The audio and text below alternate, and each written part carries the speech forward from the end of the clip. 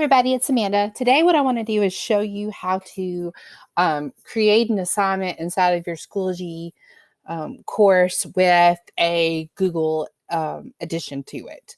So essentially what you need is to have your Google course up that you want to take and assign a task to your students in, and then also have whatever Google something you want to give them to fill in. It could be as simple as you have a Google Doc with a question at the top that they need to type the answer, a writing prompt that they need to respond to. Here I have where a graphic organizer that I want them to fill out based on a story that we were reading and a learning target that we were working on. So if you have those things in place, you're ready to go with this part. So you'll start off with your Schoology course. In your Schoology course, you will need to go to where it says Add Materials. And this is your first page you get to in your course. Let me say that. So when you click on Add Materials, you're going to go to Add Assignment. When Add Assignment comes up, you're going to start by giving it a name. So with this learning target,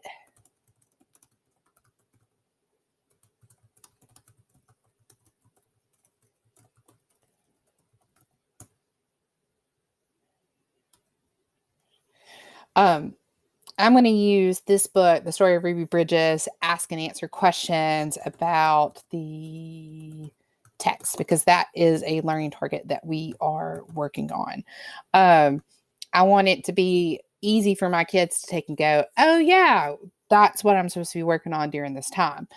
Now, description, you do not have to add a description.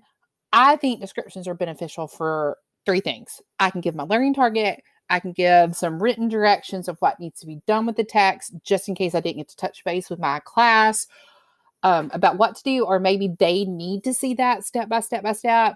And then also like a parent corner to it. So mom and dad, here's how you can take and help without giving them all the answers along with it. So I went ahead and typed this out in a different window and just pasted it in here because I didn't want you to have to sit and watch me think about this along the way. And I just gave basically the learning target, the little piece of that big standard that we're working on with this activity, some step-by-step directions of what to do. Then a parent corner, listen to a story with your child, pause and ask your child periodically, do you have questions and answers about the text? But indicating to them that their kids should be able to identify those things on their own with it. And so one of the really cool things that you can do for the little ones or any students that you would have difficulty, that might have difficulty reading some of this on their own, is you can take and right now record some audio video of what they need to do in the situation. Because the way I'm posting it now, you got to understand that there's some background that they know what to do as far as getting to the story. They know how to use this Google Doc. They know how to submit the assignment, that we've already discussed this learning target along the way. So if you've not done those things, those are things that are a precursor to this particular activity that we're, giving the students. So given that they know how to use this Google Doc and type their, answers inside of it and would know how to submit it, then I'm ready to take it and assign it to them. So the way you get that to them is you go to Assign From app, and that's Google Drive Assignments. If you click that,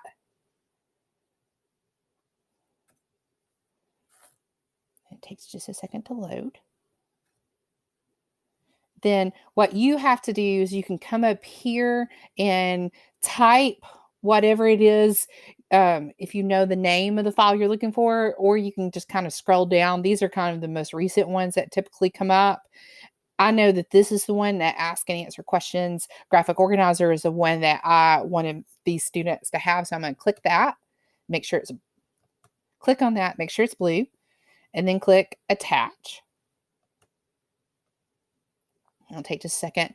And as you notice, now that's attached to this assignment, and it says this will create a copy of your file for each student. So I don't have to make any changes for that as far as everybody getting their own piece to it. So when the kids open it up, they'll have the same title, but it will also attach their name. So that way you can differentiate between whose file is what. go ahead and assign a due date to it. Make that flexible. But what happens when you assign the due date, it shows up on the student's main page as something that's coming up due. So it's another way to indicate to them, hey, you've got an assignment sitting in your classroom that, or your course, that you need to get finished. And so let's say I was assigning it Monday, I might let Friday be the day that it's due. So that way they have plenty of time. Friday or Saturday, let that be the date it's due, so they have plenty of time to do it. You have to choose a category because that essentially, let's see, that essentially is your grading categories, like how you've set up your grade book, which is another video inside of itself. With this one, since it's not a true classroom, I just have just one category because I was trying to show everybody how to use that. So I'm just going to pick that one. So you, like, this is a reading strategy. You'd probably put this in English language arts as far as that goes.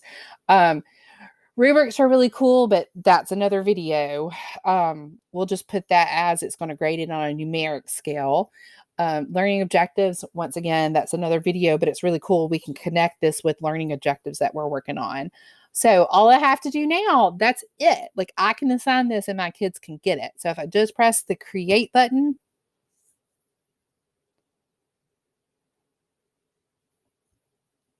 right here, as you notice, that the assignment is posted to my classroom.